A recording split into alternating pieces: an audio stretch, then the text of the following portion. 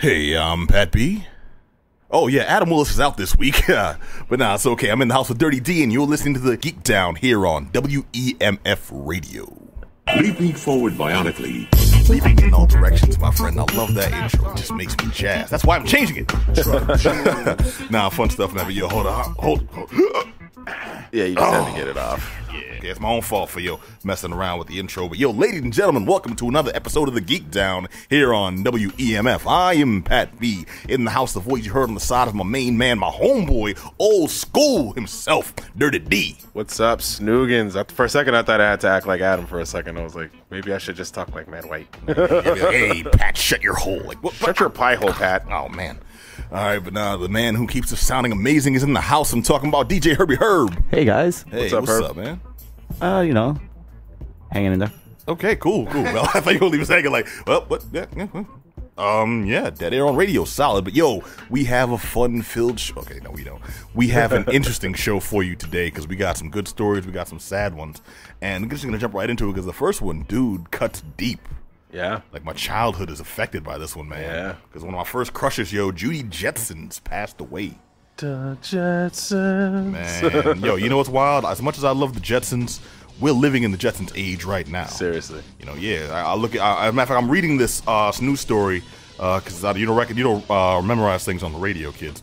Off of my pocket supercomputer, on which I can phone anybody, I can look up any bit of information, I can even run videos and FaceTime and all this good stuff. I think you might even have a hoverboard in there, huh? I may, but it's a BlackBerry, so you know the OS is going to be clowned by people, even though it's better than most iPhones. But yeah, I'm talking about Janet Waldo, who provided the voice of teenage daughter Judy Jetson on the classic, seriously, classic animated series, the old school 60s one, not that whack-ass 80s one. Yeah. Animated series, The Jetsons. She died, man. 96 years old. Yeah, her daughter Lucy Lee told ABC News just recently.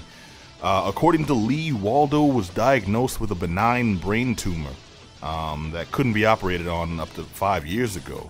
So, she just had it all this time. It was benign, though. It wasn't, doing any harm. It was just there. Someday I'm going to get you. Someday I'm going to get you. And it finally got it. Yeah, well, she got her at 96, so, God bless her. She had a good run. Yeah, seriously, dude. Some people don't even get to see 70, brother, so. Yeah. Although Judy Jetson, she's been white-haired since she was 16. That's one of those. Yeah. You think she'd have gotten down a little dye or something, put it on. All right, well, anyways. Little rebel teen. Yeah. Now, born in Yakima, Washington in 1920. Yikes. All right, yeah, Waldo had a vast career, dude, providing voices. Dig this. She was, for other animated shows, including, did you ever watch Josie and the Pussycats? Yes, I have, and I didn't know that was her. That was her, yo, dude. She was Josie, main That's character. insane. I never knew that. Yeah, dude. The one that gets me, though, is I used to watch The Perils of Penelope Pitstop and then Wacky Racers. And all I remember Wacky Racers, but not Perils of Penelope Pitstop. Well, Perils of Penelope Pitstop was, do you remember the Anthill Mob from the Wacky Racers? Yeah. The Anthill Mob. Now, they're supposed to be mobsters, gangsters, but they're the protagonists who save Penelope Pitstop, who is just this random chick, race car driver / heiress, who keeps getting kidnapped by this dude, the hooded. So she's Princess Toadstool, basically. Dude, pretty much, yeah. Yo, it's like there's no explanation as to why she's this hot ticket, why they keep kidnapping her specifically. Damn, dude, you got the best memory on the planet when it comes to this stuff. I grew up with these joints, man. It turned out that was her lawyer. Wow. Yeah, voiced by Paul Lynde. Wow. Paul Lynde was Uncle Arthur on Bewitched. So, won't be afraid to use your nails, boys. That dude. No, yo, it's the most random ass show. Like, there's no way drugs were not involved in the creation of this sucker, man. Yo, we got a lot of short gangsters, right? Yeah. One of them's got he laughs all the time. The other one's got pockets to hold everything, right? Yeah, right. And what they do is they gonna save this chick. She wears pink, and this dude who's her lawyer but also a villain. Write it up. Pay me. Just leave it on that pile of powder on my desk. Just a mountain of powder. Seriously. No, Wacky Racers was some stuff too, man. I don't know if I ever showed you or not. There was this commercial. I think it was like a Fiat commercial or something where they actually did a live action Wacky Racers. Wow, I didn't see that. Yeah. Oh no, I think I did see that. Yeah. Yes, I did see that. Yep. Isn't that the one with the little oh my god, it's not the hamsters, right? No. All right, then I'm lost. Nah, okay, yo, Pat wins the day. I've got a YouTube video to show you, my man, because they remade all the cars. Peter Perfect, Dick Dastardly, and Muttley, They made the Anthill Mob and Penelope Pitstop. That's the main thing I remember. And they remade Penelope Pitstop's impossible, like, pink car with the little parasol and things for power. Jeez, dude, you remember it all. I just can't even begin. I think I was like, what, 7 or 8? Well, in all fairness, this commercial is fairly recent. This was like... No, I'm talking about I'm just talking about like, the entire childhood memories that you have. Man. You're like an archive of, like, brother, how long have you known me, man? Okay, I don't know. I was gonna say 20 years now. Yeah, this is kind of stuff that denied me dates in high school. Okay, well, anyways, I think it still does deny you dates though. Now, damn, why you gotta hate, son? For real, I'm not hating. Ice cold, brother. I could hook you up. This is being broadcast. Word? Polar bears. Yeah, your sister single? No. All right, no, man. Pat. No. That was like the dastardly. Yeah, notice how he got, and I also noticed Herb in the booth. I heard you, man. All right, Joe. But now we're talking about Janet Waldo, voice of Penelope Pitstop, voice of Judy Jetson, voice of the original Josie, and she also had that singing voice, man. Yeah. Yeah, what's up, dude? I'm a little hurt by this. I haven't thought about her in years, but yeah, rest in peace. Yeah, it's such a great show, cartoon classics. Yeah, for real, dude. We're getting old, brother. We're getting old. Don't say that, man. Just keep punching, Apollo. I know. All right, but now dig this. This one actually, this one's dope, man. Hamilton. Yes. The leading the top Broadway show right now. About Alexander Hamilton. Of all things, it's the story of Alexander Hamilton, who was shot by Aaron Burr, which is a fact I know thanks to a milk commercial. But Alexander Hamilton, I actually learned that in school. I'm just being honest. Right, my history teacher, Miss Murch, ingrained it in my head. So damn, it was a pretty famous story. So everybody knows what happens. Man. All my social study classes were like, okay, and here's what happened in Mesopotamia, and here's how you properly pronounce Mesopotamia. And there's a Greek kid in the class like, it's pronounced Mesopotamia, and we're like, dude, you shut up. Yeah, to know it all for real. Oh, that's also I've always liked the like, story because it was a gunfight. I was like, whoa, it was a gunfight. But it was one of those dual one-bullet gunfights. We walk 20 paces, we turn around. You, and sir, have offended me and wounded. Yeah. If you miss, it takes 7 minutes to get your second shot off and things. I know, right? Yeah. Good old muskets. Better go Highlander, yo. Pack that sword in the back. Seriously. Like, you know what? I got you. Stab. Damn it, Burr. All right, but we're talking about Hamilton. Hamilton just recently helped make history at the 2016 Tony Awards. Yeah. For the first time ever, actors of color won across all 4 acting categories in musical categories. The historic night has the hashtag of, now this is Tony's So Black. Yeah, I know. Yeah. You gotta love it. In direct contrast to, it. Yo, for real, yo. You gotta love it. Oscars just chapped my ass this year. In direct contrast to the Oscars, the Academy Awards, the Film Academy Awards, which spawned the shaming hashtag, Oscars So White, by nominating 0 actors of color. 0. That's right. 0. Even though like 0. 2 solid black brothers led a couple of good movies this year. Yeah, dude. You know what I mean? Creed. Man. I'm sorry. Creed should have got the nod. Creed definitely should have got the nod. Also, you saw Selma? Yes. Yeah, I'm not a fan of those type of movies all the time. I just, I feel like sometimes people need to be reminded all the time. But at the end of the day, it was a poignant movie, and it was very much needed for my son. Can learn a lot from the movie. So. Yeah. I don't mind movies like that, but it was still a very good movie. Well, the way I look at them is the only justification for it not to catch a nod, brother, Well, yeah, nah, for real, dude. The primary justification of those, though, is to pass on to new generations. I forget often that I'm old. And even though I'm not the oldest dude, it's just like, why they keep remaking this? Why they keep retelling this story? It's like, because at some point when I first came across it, it was a remake of a remake of a remake as well, and it's just like, this, but future generations won't necessarily know this. And we can say all the time, no, you want to go back and see this. You want to go back and listen to this. You want to go back and read this. Yeah. But also, those things are old, and like the world keeps moving on. Yeah. You can't always expect like new generation. Like I've recommended things to my brothers that I know they'd be interested in, but they would never go see. Such as? They would never. My brother's really into like slasher movies now. Okay. And to him, like the end all be all is like Saw. Oh, really? even better. Even better. Better example. He's like into sci-fi as well. Okay. And he thought Super 8 was a good movie, and I'm like, Super 8 is a decent movie. But not great, decent. Yeah, exactly. It's a decent movie. And I'm like, but you really want to see where these things came from, the influences for all this? Go back and watch like the Goonies for like the kids. Go back and watch like the Gremlins and Trolls series for that whole like sci-fi horror joint. Yeah, E.T. the whole list. For the first Contact aspect. Even Cocoon If you want, yeah, you know, it's just like all elements of all these. And then I realized I'm recommending like 30-year-old movies. He's not gonna watch any of this. Cocoon was actually really good though. It was, but even back then, it's a movie about septuagenarians, you know, coming in contact with aliens being made young. I mean, come on, man. Yeah, you know, and I'm like, these were good movies, but that's the thing, they were good movies back in their day. Yeah. And even the production values will be enough to turn these cats, be enough to turn them off. Yeah, of course. You know, and better movies have been made between then. And I don't mean better than those. I mean better quality, better story, faster paced, more direct, and better examples of what I'm trying to say, you know? Yeah.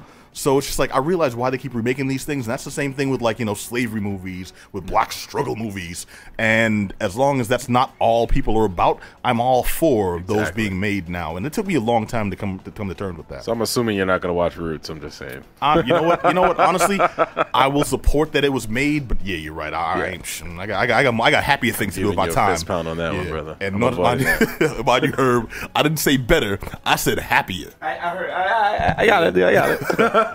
All right, man. No, we kind of gotten off the point of the story. The point of the story was Hamilton has swept. Yeah, dude. And have you seen some of it? Have you caught any like clips of it? I've caught the highlights that they released in the press stuff, and I caught the you can actually listen to the soundtrack on YouTube, and you can buy it if you want. The songs are dope. I want to see the live show because the clips look awesome. Well, I think it's a great story in itself, but I just love this aspect of the hip hop and how they approach it. Yeah, that too, right? And I would love for my son to hear it because my son's heavy into hip hop right now. He's like really just starting to break into it like more than I thought. Like for a second, I thought he was like a pop kid, but well, you gotta listen. You gotta have him hear this new happening artist, Curtis Blow. He's with all the freshest jams. The polka dot. Wait. I messed up. That was Kwame the polka dot. Kwame the polka dots. Yeah. Nah, you reminiscing about Biggie right there, man. Nah. You gotta hear him. Yo, he gotta hear. Yo, the best battle rapper right now. He's gotta check out this dude, Kumo D. Kumo D was the man, though. Yeah, no, he was the man. He fought a lot of people. He battled a lot of people. That's the thing. Until LL took over. People forget. Yeah, yo, Kumo D was. Herb, did you know Kumo D was like the #1 battle rapper for the longest time? I don't even know who Kumo D is, man. Wow. Yeah, dude. It's not familiar. It's not your fault, man. Glasses? Herb is 22 years old, man. Give him a break. Oh, okay. 30. 30. Okay, now there's no excuse, but I was trying to have you back. Sorry, dude. Yeah, nah, it's all good, man. It's all good. That's a Brown brother too, man. So yeah, y'all send your hate mail to WE. Nah, I'm kidding. But nah, Hamilton has swept where the Oscars failed, Broadway succeeding, man. The Tonys are doing good Congratulations things. to everybody on the cast. I hope it keeps moving forward. If it comes into the town, I'm definitely going to try and catch it with the wife. It's not coming to Boston, man. They are solid on Broadway. So I got to just shoot all the way to New York? Well, no, I just need to drop or some standoff version of it that you got to drop several $100 and wait at least 6 months. Yikes. Yeah, no, this thing's serious. But now, Lin-Manuel Miranda, Best Musical winner, also took home trophies for 3 of its actors, including Leslie Odom Jr., Daveed Diggs, and Renee Elise Goldsberry. I just want to make sure I got those names out. The 4th spot was taken up by the Color Purple actress, Sylvia Erivo, rounding out the quartet of black actors, taking the top spots there. Cynthia Erivo. Cynthia? Correct you on that. Oh, what did I say? My bad. Sylvie. Oh, yeah, my fault. Cynthia. My bad, baby. If you want to come down here, I'll apologize in person. They doing big things, so you got to make sure you shout them out correct. You know? All right. Okay, final one real quick. Reed Pop will host BookCon, a BookCon event at an offsite location for all 4 days of New York Comic Con this year. The company just made this announcement now. Only New York Comic Con badge holders will be able to attend BookCon, and no standalone passes will be sold. Why this is a big deal? It's kind of whack, brother. No. They're doing this. This is like a big promotion thing because it's Reed Pop who are the recent owners of like New Comic Con, of like PAX East, of a bunch of different conventions. We actually talked about them because they took up not just the ownership but also the debts of previous cons. Yeah, I remember. Yeah, but BookCon normally is a 1-day event in late May. And since 2014, BookCon's been Reed Pop's attempt to revitalize the literary industry. And it's try to bring publishers, independent booksellers, chain buyers, and librarians together with fans. It's kind of a dying industry. This is their attempt to say, nah, kids, read books, please, for the love of God. It has to be done. I mean, you can't get mad at them though. Oh no, don't get me wrong. No, that's not the stance I'm taking. I'm not mad at all. I'm saying that's what's up. As my son reads his book on his damn tablet too. I'm like, read the book, but read the tablet too. No, sometimes you just can't win. But for real, it's just like I think it's poignant because I think it's pretty good though. Yeah. Oh hell yeah. I read a lot of books growing up, and that's the thing. I don't like to read that much now. Yeah. Because like when I say I've read a lot of books, like a lot by choice, a lot from school, a lot just recommended by people. And books are like movies. There's tons of good ones out there, and then there's exponentially more terrible ones. Yeah. I've read so many awful books. It's not like a movie where it's like, okay, I wasted 2 hours of my life to this, but that's I can deal with that amount of time, and then I move on, and I can talk smack about it later. With books, dude. Okay, this robbed me of a week of several times. Yeah. And how often do you have that story of, well, it was terrible for the first 10 chapters, but I decided to stick with it and power through, and then it got good. I can say that about one book in life, and even then, it was a struggle.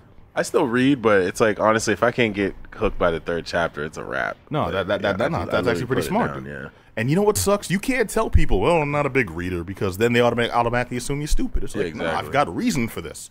Maybe I was burned. Maybe I was abused by a book as a child. Maybe a bookmobile ran over my foot right before I had my NFL kicker tryouts.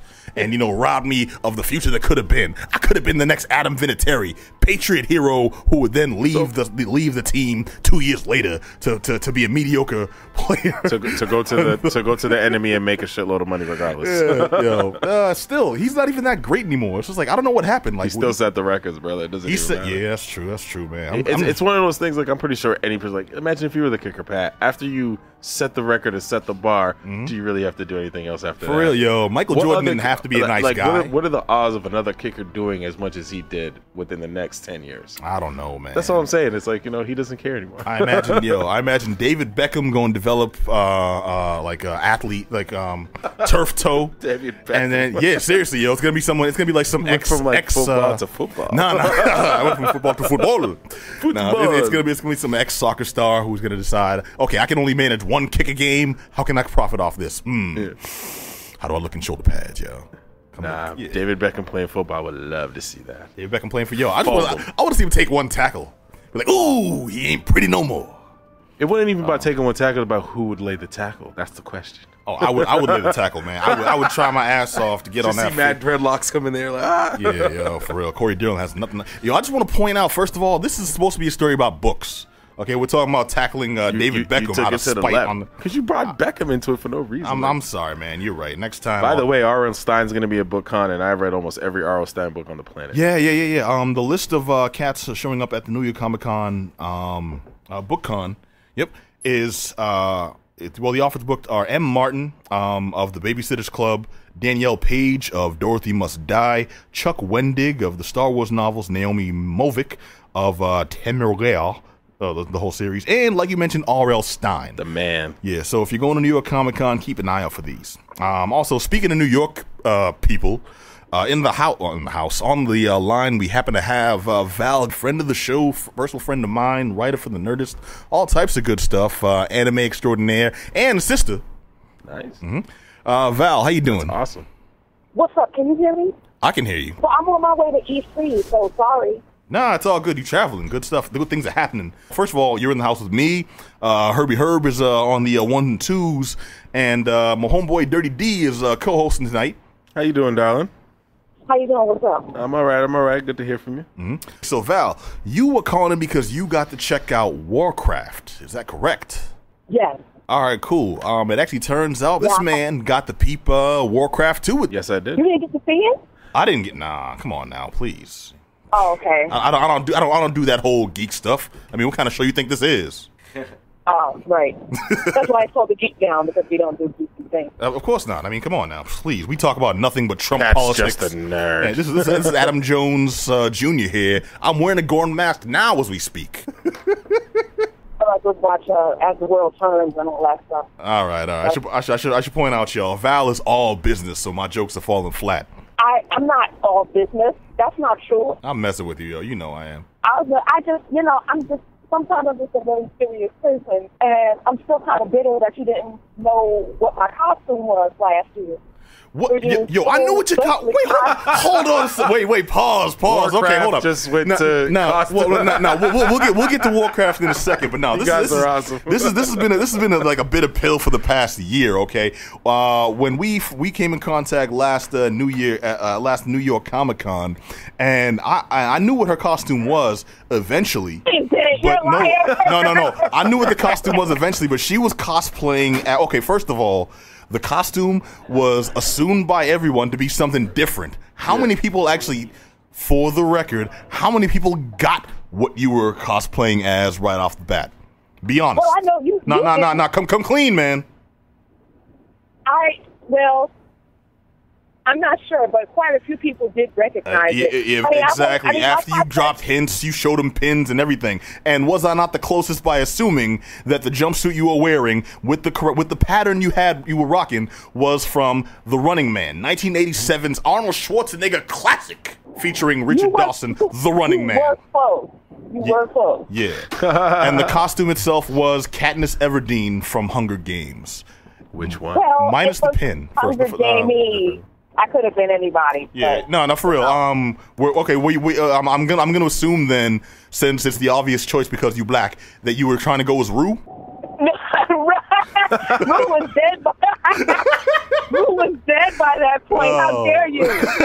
She didn't even last 2 hours. I think she lasted like an hour. Nah, you got to just gauge him by the color wheel, yo. That's all. All right. Okay. Such a savage, Pat. 27 seconds exactly. All right. Can we put it to bed and just agree to disagree and be friends? Bygones will be bygones. Fine. All right. Solid. Cool. Thank you. Yaphet Kodo. So, we're talking about WarCraft, the 2016 recent release, and you got to check this out. You want to give us your opinions, please?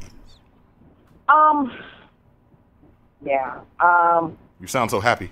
Okay. Wow, that was pretty glum, sweetheart. I'm just gonna try. I'm gonna try to.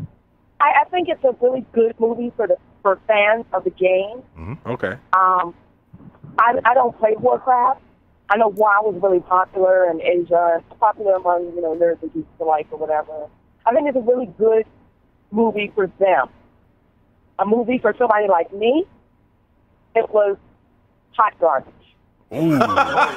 Okay, so no mincing words there. All right. No chill. All right, well, let me point out real quick. We're talking about WarCraft.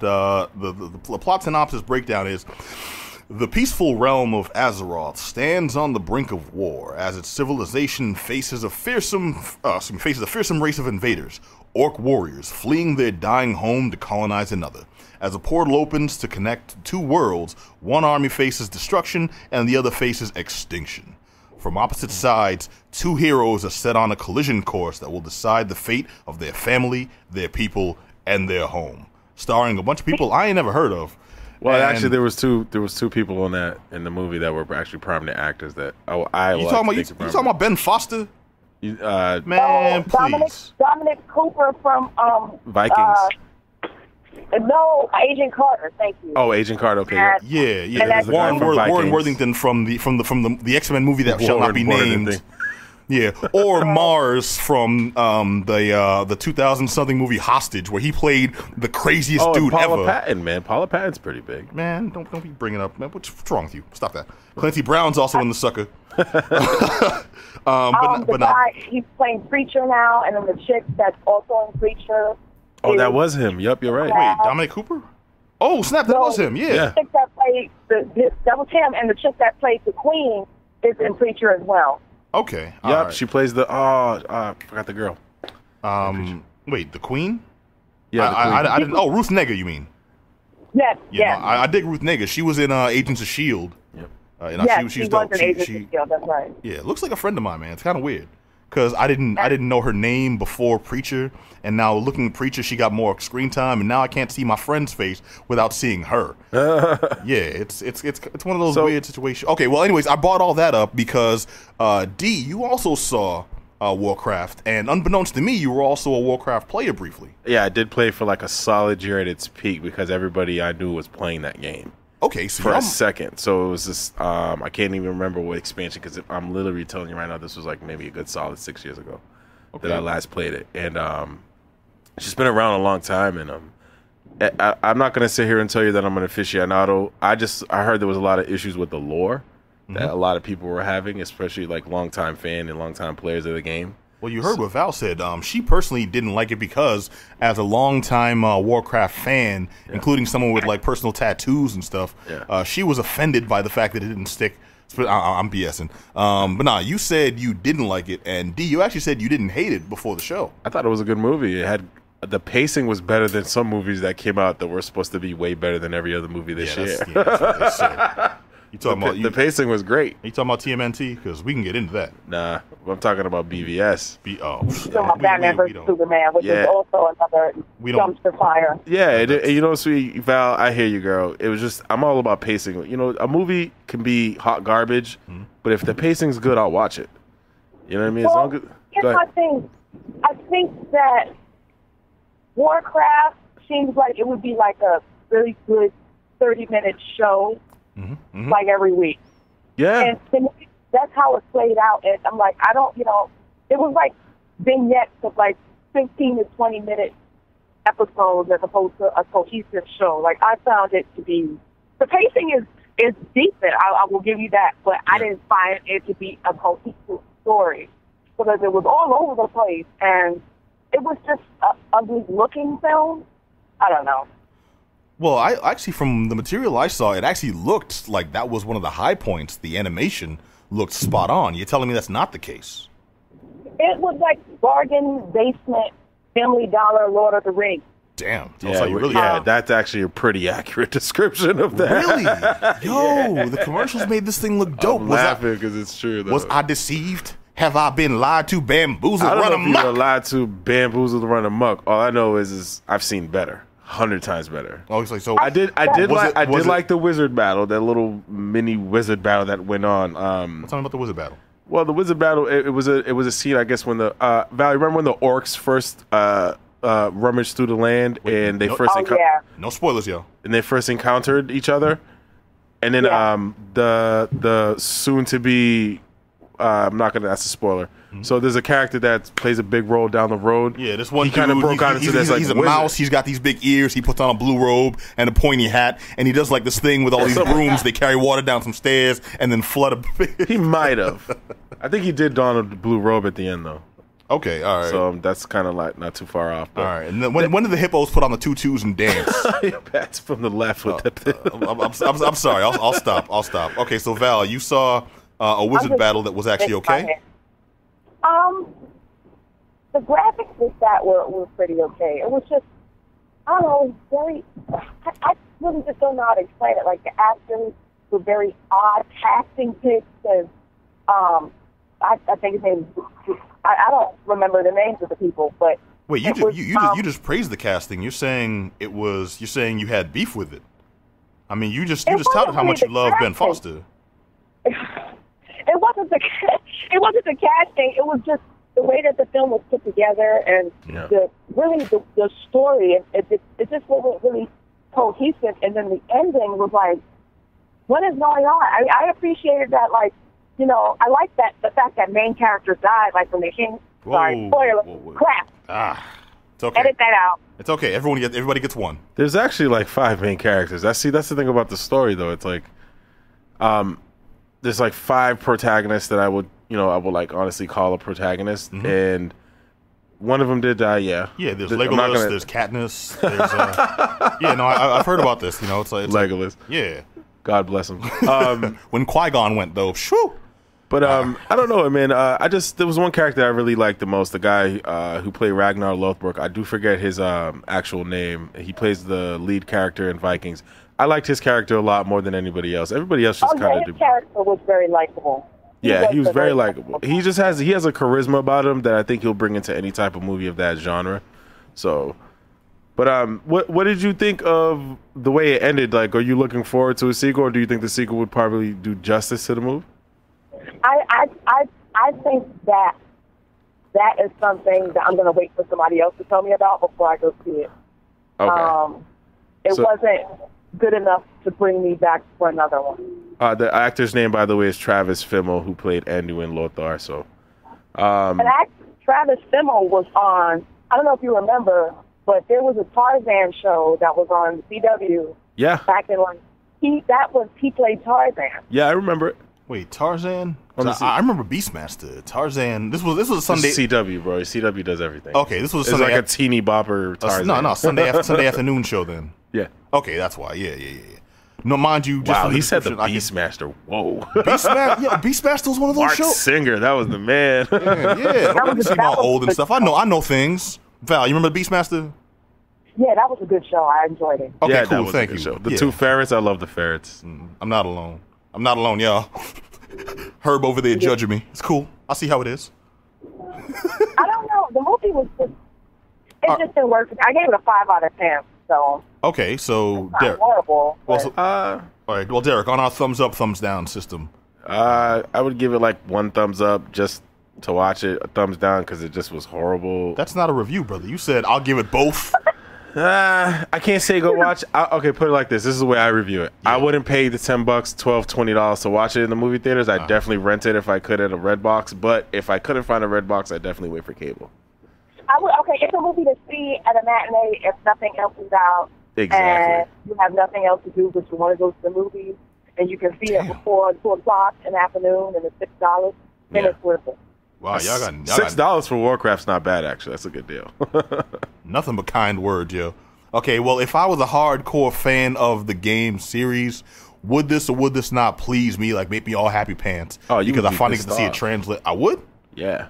Oh, okay. See, that's there was lore issues that I kept reading about. I do remember 1 or 2 things that they mentioned that was part of the game when I was playing it, like the Fells and something. The Fells and the Orc. The legends of the Orc, how they came to be, that was pretty kind of accurate to it. But other than that, everything else was just, I mean, I didn't play it long enough to know every aspect of the lore. But when I read the articles, because I was interested, I liked them. I said, let me see what other people thought of it. A lot of issues with the lore. Just but like it's a movie. What'd you expect? And you know what? Paula Patton's character was actually likable, but I just honestly I couldn't get over the fact that there was just 2 pieces of teeth sticking out of her mouth sometimes. I'm like, dude, oh my God, it's Paula Patton. I'm like, I'm in love with Paula Patton, dude. Like, you don't understand. Even now that she needs that dental work done, her bridge dental work. I might have made an exception for the dental work. Wow, that's how cute she is. Her career is just so, it deserves better. It does. It really does.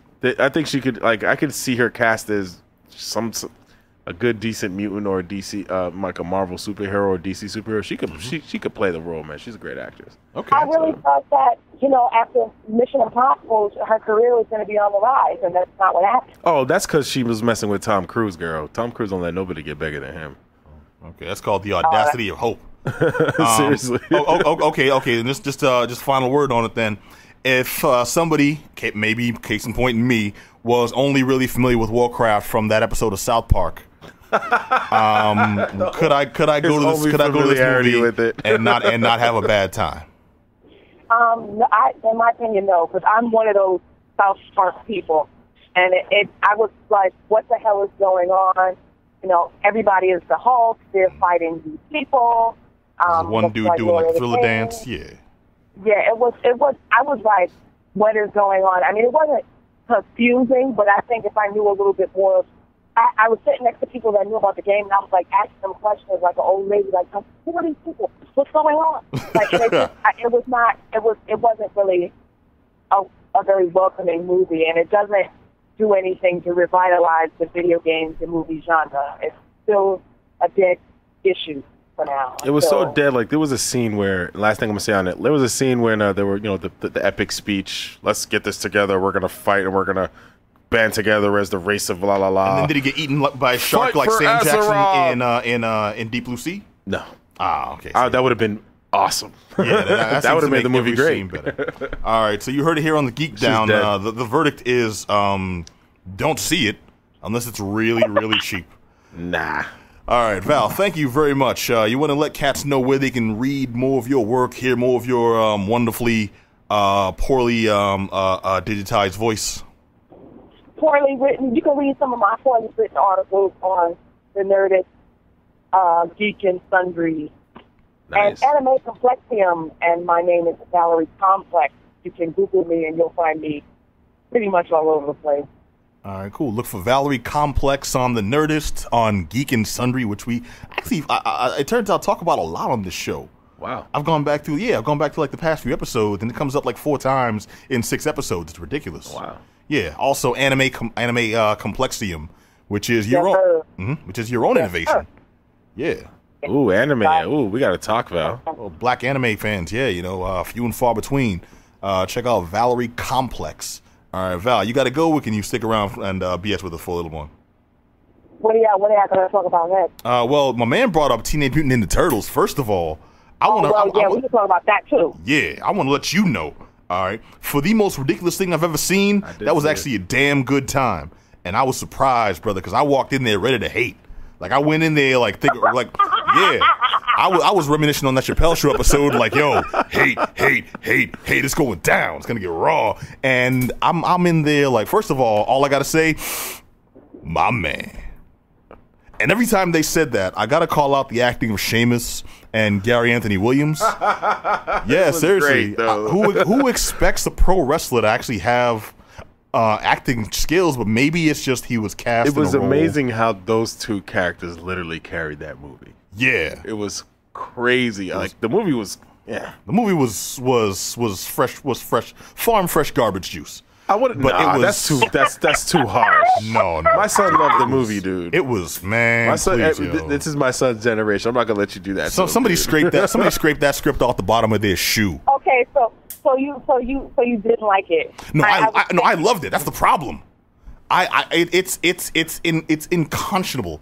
I can't fathom why I like this movie, but I don't just like it. I've been recommending it left and right. It is the stupidest thing I've seen. You know what? It's stupid like Pootie Tang is stupid. Oh, no. Pootie Tang is stupid funny, but hilarious. Yeah, but listen, Pootie Tang was a whole nother level of idiocy. Yeah, well, Pootie Tang has Louis C.K. behind. Let's keep things in perspective. Okay. This is Michael Bay somehow reining himself in. There were so few explosions in this that I actually was able to keep my eyes on the screen. True. Right? Yeah. No, he's right. He's dead right. There was minimal explosions. You know I'm right, man. And I'm honestly surprised how very rarely do movies acknowledge how stupid they are, know plainly how stupid they are, and just roll with it. Yeah. Yeah. Also, if and you can call me out on this if I'm wrong, but Shredder was almost inconsequential in this movie, and it worked for that. He didn't do a damn thing but get punked by Krang. See, but the beef was...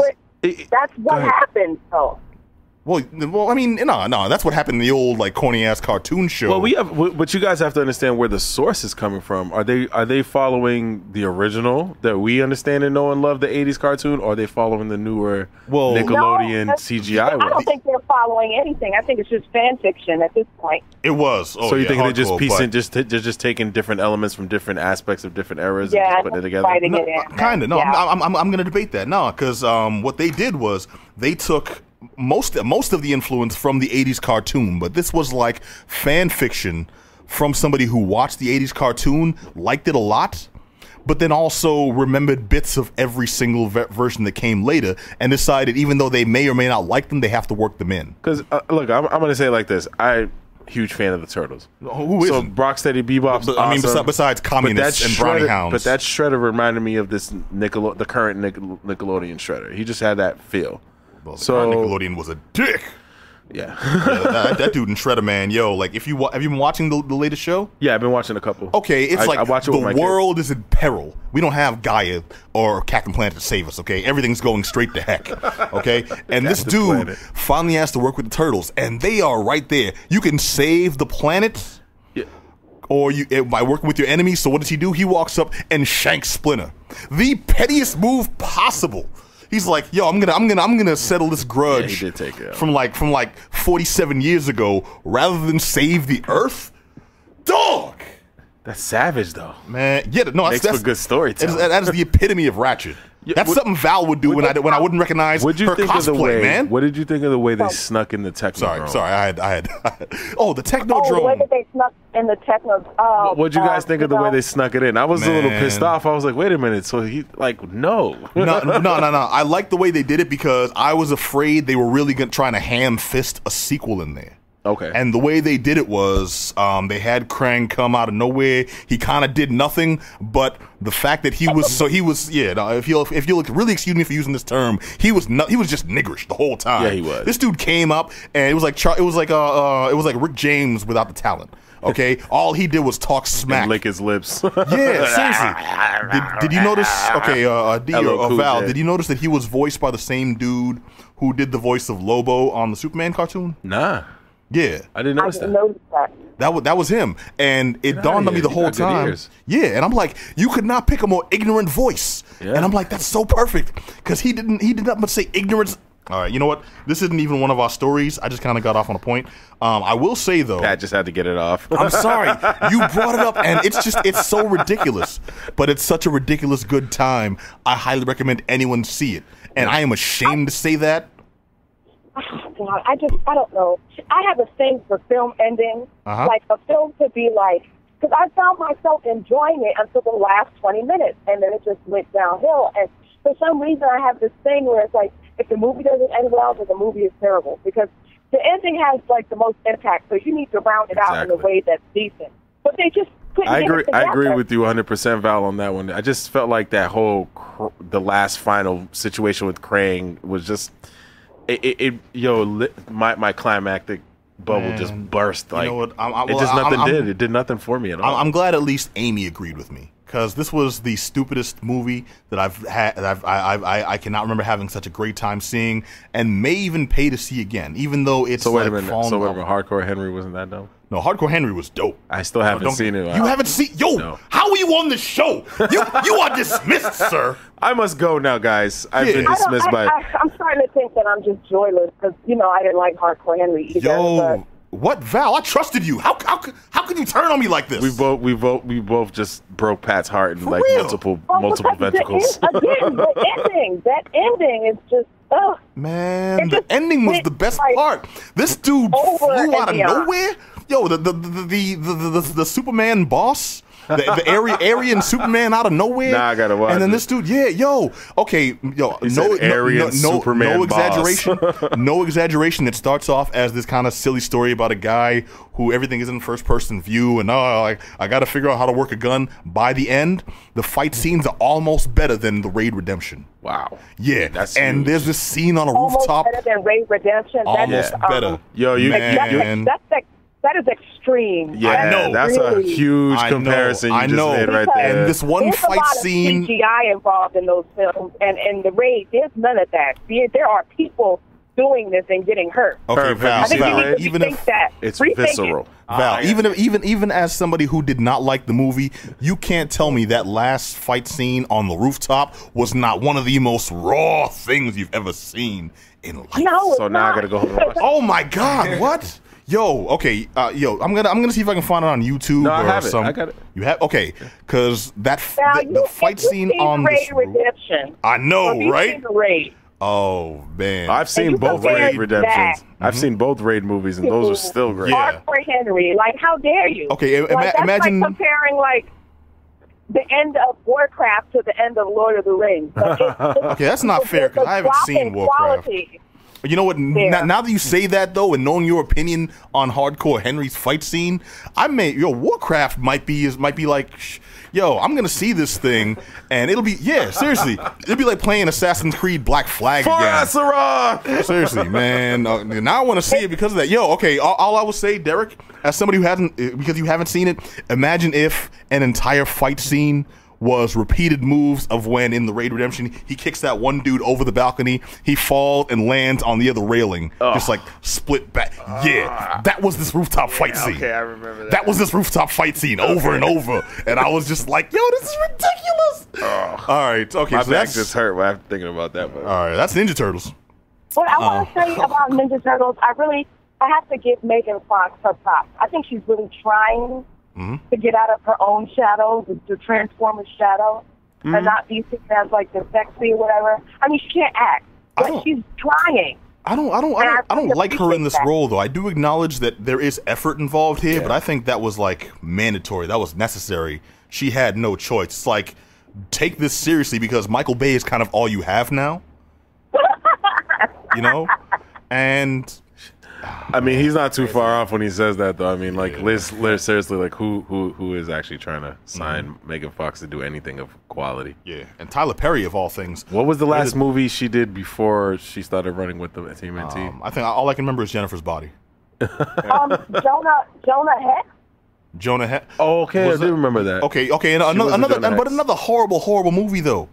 Based off of a property I really like. Jonah Hex stories written by Joe R. Lansdale are some of the most badass Western stories you've ever come across. Yep. And I like Westerns, and I'm like hard on, I'm like scrutinizing. And he writes excellent Jonah Hex tales. And I thought they would base the movie off of one of his. Instead, they gave us Wild Wild West with like facial deformity. Seriously, man. It really was that. Yeah. Though. I don't want. There was no comic book influence out of that movie. I just need to read it. I just need to watch the movie again to see if I liked it or not. I can't really remember. It's very forgettable. I will say that. Jonah Hex. Yeah. No, it's forgettable for a reason. I'm gonna recommend you some comics. You gonna love me for it. Or even better, an episode of Batman the Animated Series is going to change your life. Yep. Yep. Herb remembers it. All right, but now we actually have another picture to touch on. I got a screener to check out this movie called Destination Planet Negro. Oh my goodness, I'm supposed to see that. I'm supposed to see it. Oh, okay. Well, we'll keep this spoiler free as possible. But no, you could do the spoilers. It doesn't bother me. Well, this. Excuse me, madam. This is a spoiler free program. Okay, I'm sorry. That's how we don't want people banging down Pat's door. Seriously, yo, man. I'm sorry, damn it, Pat! I'm tired of your spoilerism. One time, I spoiled Hitman Agent 47. Herb was at my home with a torch that night. It was insane. So angry. I know, right? I've learned my lesson since then. Yeah, you don't piss off Herb, man. For real. No, we're talking about Destination Planet Negro. It's written by the dude who co-wrote Chirac. Yep. With Spike Lee. Yeah. That was an alright movie. It wasn't great, but it was good. Now, Chirac was an interesting take. It's based off of one of my favorite Greek plays. Yeah. Which is, oddly enough, the only Greek play I really like. Which is, Pat? Yeah, well, no, I'm a weird dude, man. The only Greek plays I really enjoy are the ones that involve, like, rampant bestiality and things. Because the rest of them are just so boring. There's like, old men in togas, and women are like, glorified, like, living room furniture. It's ridiculous. But it's based off of Lysistrata. Oh, I'm sorry, we're not even talking about that.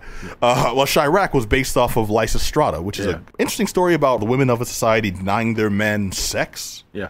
Because they're too busy going to war and dying and violence and all this stuff. Well, this movie, he's a special kind of guy. Well, this movie, Destination Planet Negro, is set in the 1960s because they had the whole Danger Will Robinson robot. Yeah. Black scientists, at a time when black people are still 3/5 of a human being, black people aren't accepted in society, somehow yet still black folks are able to reach the rank of like politician and respected scientists. It was hilarious because when it comes in with, it's like the Illuminati of all black folks. Like you had like one black member for every like religious, like, so we had like a priest. There was one Muslim, one Christian priest. I think one of those guys was Du Bois. Yes, one dude was W.E.B. Du Bois. Yeah, the whole thing was like, damn it, Du Bois. I was like, wait a minute. It was interesting. The politician with Frederick Douglass here, I thought he was supposed to be Frederick Douglass for a minute. Oh, so all the black people, or the bootleg Al Sharpton looking guy. Yeah. So Val, all the high-ranking black people get together at their weekly meeting and talk about the progression of the black race. They do indeed, and then black folks are in peril in this society, so they figure these are the smartest ranking black folks in society. They figure the best chance black folks have at survival is it, do we end violence amongst ourselves? Do we uplift the community? Do they move to Africa? So many things that they could have done. What do they do, Pat? We load up the most intelligent and most athletic and basically the best black people we can find onto a spaceship, and we all recolonize Mars. We all fly them to Mars and start building a new society. That's what we do. That was the plan. That was the plan. But the white folks are coming. Yep. Because somebody snitched.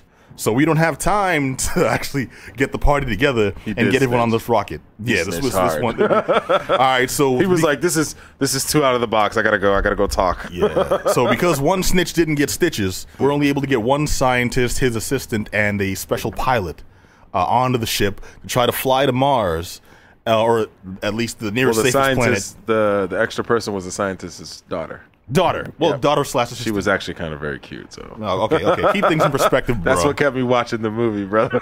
All right. Okay. Well, that's the synopsis of the movie, and from there, it really has no direction. They fly to what they think is Mars, but instead they fall through a black hole and end up time traveling. Hence, why you get Destination Planet Negro is never where they actually land. They actually come to the future and get to see how the current way of living is. What societal life is like for black people today. So what happened was something happened with two black holes, and it warped them. Yeah. Okay. To me, this was not a good movie. No, it wasn't so much everything was the same. It was just from what they were. I forgot what happened. The two black holes happened, and they time warped them. Right? That's what happened. Yeah, it was a time warp. Okay. Just wanted to make sure I said that right. Yeah, it's supposed to be a social commentary, and I can definitely see the Spike Lee influence. Yeah, he was in no way, shape, or form involved in the creation of this, but you can tell somebody who wrote this was a big fan of Spike Lee movies. I got a lot of school days in this. Oh yeah, a lot of behavior was unrealistic, but it was supposed to be symbolic. Yeah, you know. Yeah, and the robot was one jive turkey. The robot was funny. The robot, believe it or not, they had this like really strong old school like racist stereotype, and I don't mean racist like against black people. I mean like the old farmer who wants those niggers away from his daughter. Kind of like a ruckus. Kind of like a ruckus character. Yeah, in robot form. Coon du jour. Yeah, it was funny though. We landed on Gaia. I said Gaia, and if we done Gaia, I don't know where we's at. Yeah. Oh, man. That's basically what he sounded like throughout the whole movie. It was hilarious, though. It carried the movie a little bit. And I will point out a high point of that character, surprisingly, was he wasn't just racist against black people. Yeah. He was racist against Asians, against Native Americans, against Latin folks, everyone. He was an equal opportunity racist. It was actually very uplifting. True. It was very true. Yeah. So let me ask you a question. Yeah. All right, so this has to do. So you said that Destination Negro doesn't really have a lot of direction. It probably wasn't a good film. Yeah, I found it very disjointed. At times, it didn't know if it wanted to be a comedy or if it wanted to be a serious message film, and it would go like these 10-minute stints where they would try to be hilarious, and a couple of jokes would hit, but we're talking like 2 out of 17. Yeah, exactly. And then it would go through another 10-minute stint where it's like the most serious stuff you'd ever seen. You're watching lynchings and stuff, and then it would go back to trying to be comedy. And they also covered the one drop rule where one of the blackest characters, like legitimately blackest characters, I think the dude in real life may be a rapper. Yeah. One of the realest dudes was this white rapper in the movie. Yep. It was kind of surprising, but I found it very disjointed. Is that what you're asking? Okay. Spike Lee. Uh-huh. I haven't. He's 5'2". I don't think I've seen a good movie of his since The 25th Hour.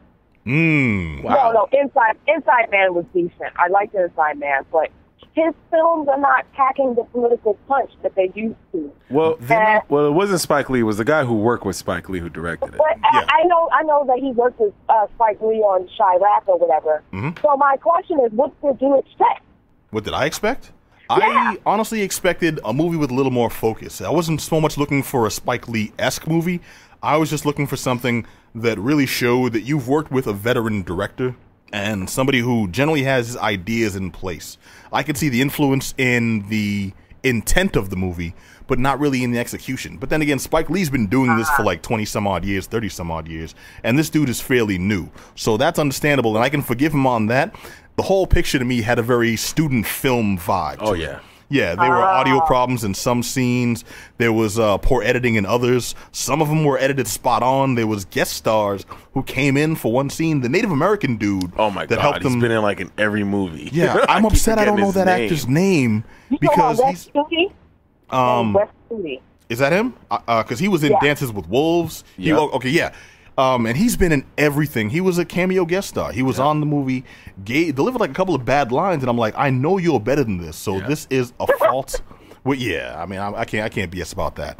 honestly, at the end of the day, the movie has some high points though. Like I enjoyed the fact when they discovered Obama was the first black president. And remember the scene in the car when they got pulled over? Yes, when they got pulled over by the cop, and then they're just like, Obama's black and he's half white, and I just thought you should know that. And it was just man, I'm like waiting for Black Lives Matter to happen right now. I'm like, wow, if they go here, I'm like, all right, you forced it. I understand. Yeah, those were some of the moments that really jived with me, because it was all right. Between the bad comedy and between the over heavy-handed pro-blackness, there were these moments of actual introspection. Where was the brother from, the pilot? Who is that guy? I don't know. And was that the guy from Dope? Was that him? No. That's not him. No. It looks just like him, though. It's not him. You know who I thought he was for a long time? Then I realized the ages didn't match. Do you remember that old BET show Hits? Yeah.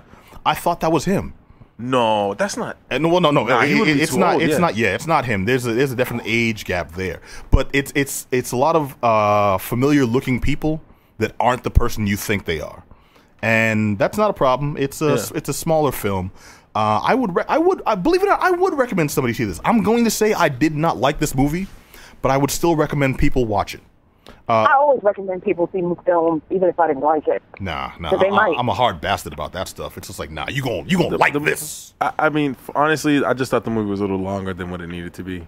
142 minutes definitely. long. I think it needed to be like one hour and like an hour and a half. Mm-hmm. I could see this running on maybe PBS. Yeah, if they'd edit it better, if they could have edited it down to an hour, the robot would have been the comic relief. Yeah, and they could have gotten their point across. The most poignant parts were when we got to see the perspective of modern America, especially black life in modern America. Yeah, urban life, I'll say. Yeah, in modern America through the eyes of like 1960s citizens. Yeah. Black folks from an era where we have repression. We don't have gay rights. We don't have black rights. We don't have gender neutrality. Yeah. We don't have any acceptance of any lifestyle if you're not rich, white, male, and relatively middle to upper class to upper class. Even though the acting was poor, I thought when that little retro scene where they were just going back with like the pictures of Martin and stuff. Yeah, you know that was poignant. Like the girl acted very well in that scene. So. It was a little heavy for me, but I see what they were going for, and conceptually,